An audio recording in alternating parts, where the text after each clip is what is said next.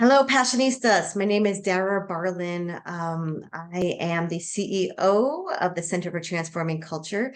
And today I'm going to be talking about our current understanding of knowledge as power. And I'm going to try and mess with that a little bit in our traditional understanding of it. So I'm going to tell you a little story about a guy named Joe. I was working with a client focused on developing a strong and thriving culture for an online community in an educational environment. This was a university setting, and I found a bunch of volunteers to actually try and support the process of creating culture in this educational setting.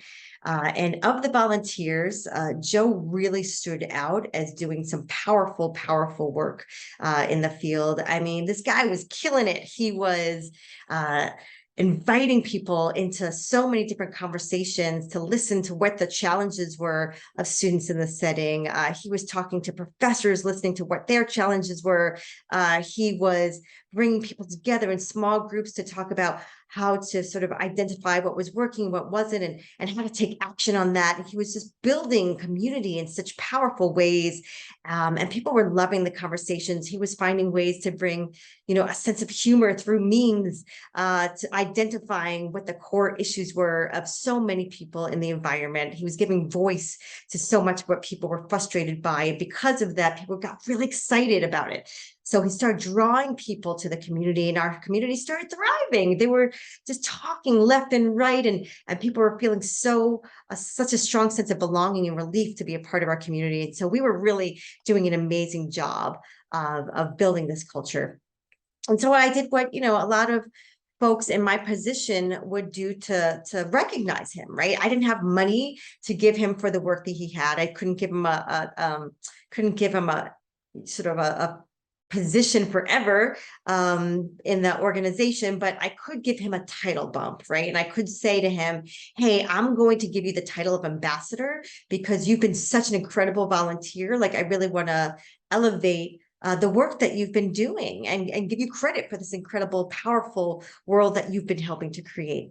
And about 5 minutes after I gave him the title of ambassador, I saw something switch. And as a result of me giving him this title, he changed his way of doing things. Instead of sort of asking people their opinions and listening to folks' stories, he started kind of telling people what to do in order to create community. And, I think he got this feeling that because he was now an ambassador, that meant that he knew more than other people. And therefore, his role was to tell people what to do. And I think he thought he was doing a good thing, right? But what we know now is that most people don't like being told what to do, right? It actually creates a sense of defensiveness.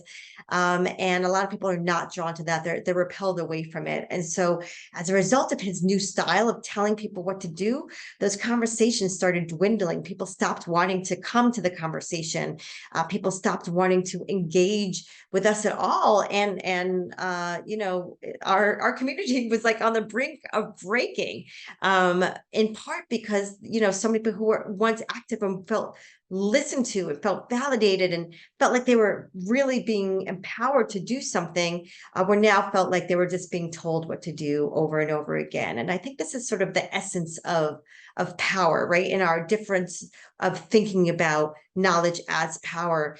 I think it's just so endemic of so many of our educational institutions, right? Where we have these systems set up where people at the top of the ladder, right, say that they've got ideas and they want to impart them onto the schools and onto the students. And so we have teachers telling kids what to do and principals telling teachers what to do, and senior, superintendents telling middle managers, telling principals, telling teachers what to do, right? And the kids or the students, the young adults in college and across the board, they bear the brunt because at the bottom, of this spectrum here, and they are constantly being told what to do instead of being listened to, and instead of their knowledge being pulled from them, there's knowledge being pushed onto them. And I think that's the differential of power that we're playing with right now. That true power, right, or the power that's going to create the most positive change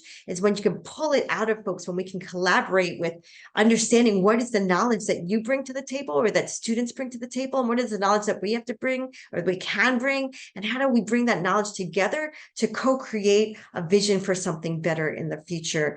And so long as our institutions remain in the space of telling people what to do, we are going to continue seeing students who are not interested in accumulating knowledge, who are dropping out of school in their hearts or physically. And we're going to continue to see a lot of gaps in education and in our equity work, and in our ability to actually realize our truest potential for ourselves, as well as all the young people in our educational institutions. So hopefully that gives you some fuel for some fodder for considering different variations of power, right? Are we using power to tell people what to do and to push on them, or are we using power to lift voices and to bring that knowledge in together so that we have a larger understanding of the truth, and how do we act on that to create positive change?